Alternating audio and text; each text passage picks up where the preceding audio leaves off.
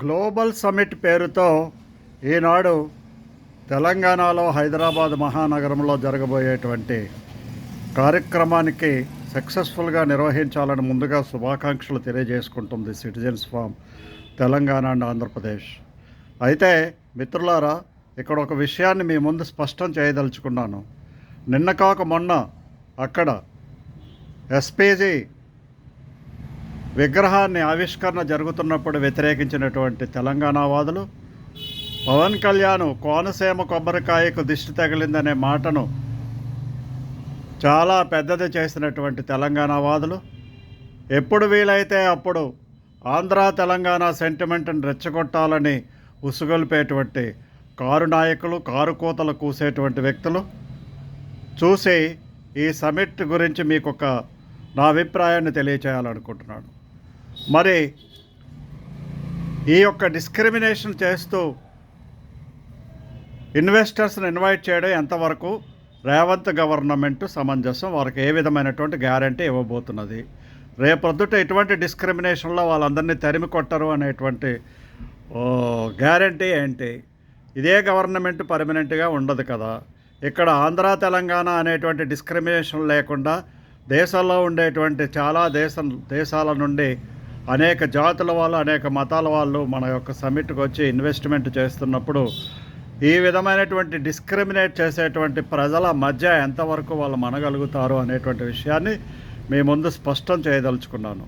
తప్పనిసరిగా ఈ డిస్క్రిమినేషన్ ముందుగా నిర్మూలన చేసి తర్వాత ఇన్వెస్ట్మెంట్స్, తర్వాత డెవలప్మెంట్ గురించి ఆలోచన చేసినట్లయితే చాలా మంచిది. ఈనాడు తెలంగాణ అనేటువంటి రాష్ట్రంలో హైదరాబాదు మహానగరం ఇంటర్నేషనల్ సిటీ అయింది. అది దానిలో ఉండేటువంటి ఇన్వెస్ట్మెంట్స్ ఒక తెలంగాణ వాళ్ళవి కావు అనేటువంటి విషయాన్ని సుస్పష్టం చేయదలుచుకున్నాను.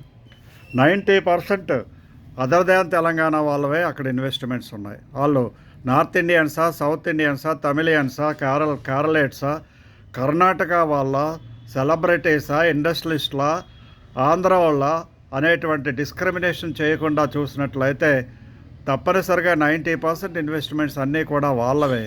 అటువంటప్పుడు ఈ విధమైనటువంటి డిస్క్రిమినేట్ చేసి వేరు చేయాలనేటువంటి దాని నుండి రాజకీయ లబ్ధి పొందాలని చూసేటువంటి కారుకోతల గాలను ఏమని పిలవాలి?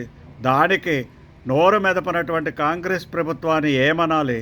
మరి ఇప్పుడు సమిట్లు జరిపి ఈ యొక్క ఇన్వెస్ట్మెంట్స్ను కోరుతున్నటువంటి గవర్నమెంట్ ఏ విధంగా వాళ్ళకు గ్యారంటీ ఇస్తుంది? ఇన్వెస్ట్మెంట్ చేసినటువంటి వాళ్ళందరికీ కూడా ఇటువంటి కారుకోతలు కూసి భయభ్రాంతులకు గురి చేసి సెంటిమెంట్ను రెచ్చగొట్టి రాజకీయ లబ్ధి మానేయాలని చెప్పి తెలంగాణలో ఉండేటువంటి ఇటువంటి వాళ్లకు సిటిజన్స్ ఫారం విజ్ఞప్తి చేస్తున్నది. రాజకీయ నాయకులు ఎవరూ కూడా అవసరానికి మించి, మోతాదు మించి ఇటువంటి సెంటిమెంట్ను వాడుతున్నటువంటి వాళ్ళందరూ కూడా తమ యొక్క జ్ఞానాన్ని ఉపయోగించి ఐకమత్యంగా జీవన విధానం సాగించేటువంటి పద్ధతి నేర్చుకోవాలని సిటిజన్స్ ఫారం కోరుతున్నా. జై హింద్, జై భారత్.